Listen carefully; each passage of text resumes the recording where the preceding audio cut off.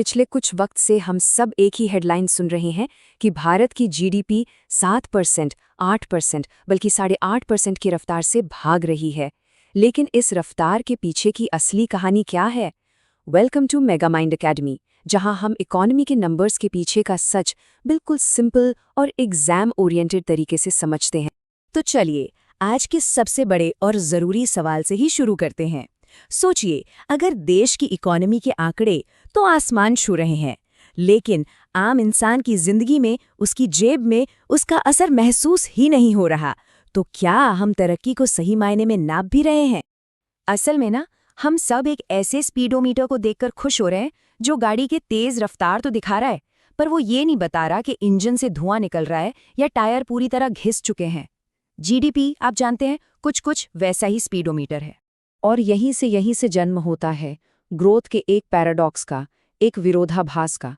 एक तरफ तो हैं शानदार आंकड़े और दूसरी तरफ है ज़मीनी हकीकत। चलिए इसमें थोड़ा और गहराई में उतरते हैं। ये एक बड़ी अजीब सी बात है ना?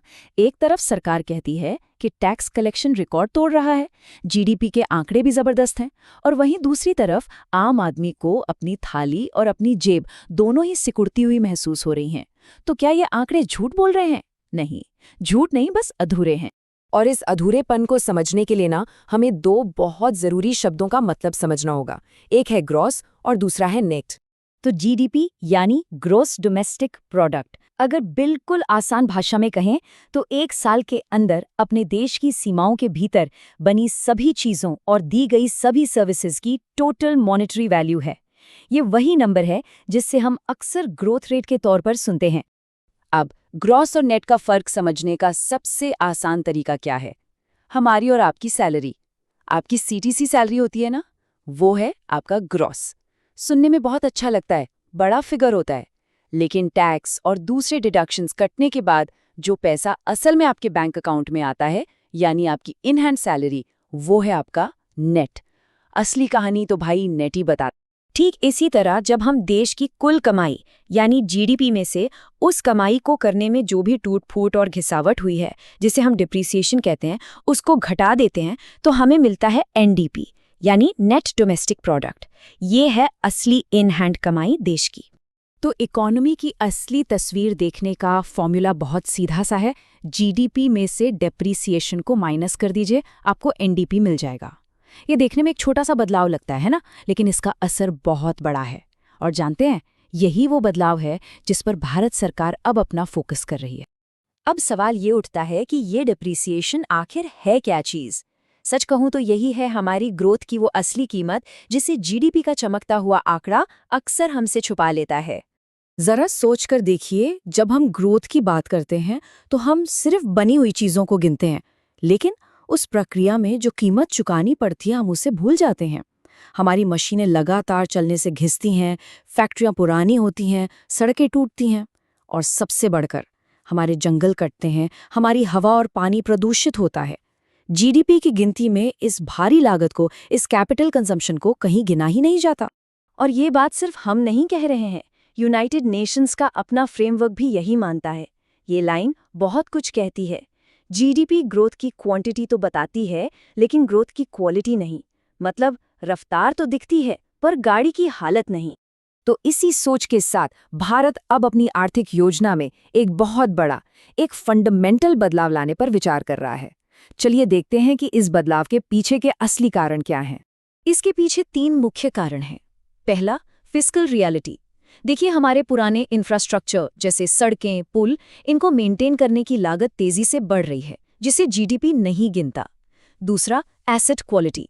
2047 तक विकसित भारत बनाने के लिए हमें सिर्फ नई सड़कें नहीं, बल्कि मजबूत और टिकाऊ संपत्ति चाहिए। और तीसरा और सबसे जरूरी, क्वालिटी ऑफ लाइफ। अगर हवा जहरीली है और लोग बीमार हैं, तो प्रोडक्टिविटी अपने आप गिरेगी। एनडीपी इन सभी छिपी हुई लागतों को सामने लेकर आएगी। और हाँ, अगर आप इकोनॉमी को सिर्फ नंबर्स नहीं, बल्कि उसके असली इम्पैक्ट के साथ समझना चाहते हैं, तो इस वीडियो को लाइक जरूर करें। और अगर ऐसा लग रहा है कि भारत ये कोई अकेला और अनोखा काम कर रहा है, तो ऐसा बिल्कुल भी नहीं है। ये एक ग्लोबल ट्रेंड है। लेकिन हाँ, इसकी अपनी चुनौतियां भी हैं। देखिए, दुनिया भर में देश और बड़ी बड़ी संस्थाएं ग्रोथ को सिर्फ आंकड़ों से आगे बढ़कर देख रही हैं। न्यूजीलैंड का वेलबींग बजट, भूटान की ग्रॉस नेशनल हैप्पीनेस और यहाँ तक कि वर्ल्ड बैंक का एडजस्टेड नेट सेविंग्स, ये सभी इसी सोच का हिस्सा हैं। तो भारत भी अब इस ग्लोबल इंटेलेक्चुअल लहर में शामिल हो रहा है। पर यह बदलाव कोई रातों रात नहीं होने वाला है। इसे एक फेज्ड तरीके से किया जाएगा। 2022-23 को नया बेस ईयर बनाया गया है। फरवरी 2026 से नया फ्रेमवर्क लागू करने की योजना है और फिर 2029-30 तक उम्मीद है कि आधिकारिक जोर जीडीपी से हटकर एनडीपी आधारित योजना पर शिफ्ट हो जाएगा। लेकिन जैसा हर बड़े बदलाव में होता है, रास्ते में दो बड़ी मुश्किलें हैं। पहली, इसे मापना बहुत मुश्किल है। आप ही बताइए, कटे हुए जंगल या हवा में घुले जहर की एकदम सही कीमत कैसे तय की जाए? और दूसरी मुश्किल है पॉलिटिकल रिस्क। एनडीपी के आंकड़े हमेशा जीडीपी से कम होंगे, तो डर ये है कि इससे धीमी ग्रोथ का एक नैरेटिव बनाया जा सकता है। पर इन सब चुनौतियों के बावजूद ये बदलाव असली तरक्की के मायने को ही फिर से परिभाषित करने की एक बहुत बड़ी और जरूरी कोशिश भी है। तो यहाँ सबसे जरूरी बात समझने की ये है कि लक्ष्य स्पीडोमीटर यानी जीडीपी को गाड़ी से निकालकर फेंकना नहीं है। नहीं, लक्ष्य है डैशबोर्ड पर कुछ और जरूरी वार्निंग लाइट्स जोड़ना, जैसे कि एनडीपी और दूसरे इंडिकेटर्स। हम सिर्फ रफ्तार नहीं बल्कि गाड़ी की सेहत भी देखना चाहते हैं। तो अब सवाल ये नहीं रह गया है कि हमारी इकोनॉमी कितनी बड़ी है, how big is our economy. सवाल अब ये बन रहा है कि हमारी इकोनॉमी कितनी मजबूत और कितनी सस्टेनेबल है। हम आज के साथ साथ आने वाले कल के बारे में भी सोच रहे हैं। और जाते जाते हम आपके लिए एक सवाल छोड़ रहे हैं। जीडीपी के अलावा वो कौन सा एक पैमाना है जो आपके हिसाब से किसी देश के विकास की सबसे सच्ची तस्वीर दिखाता है?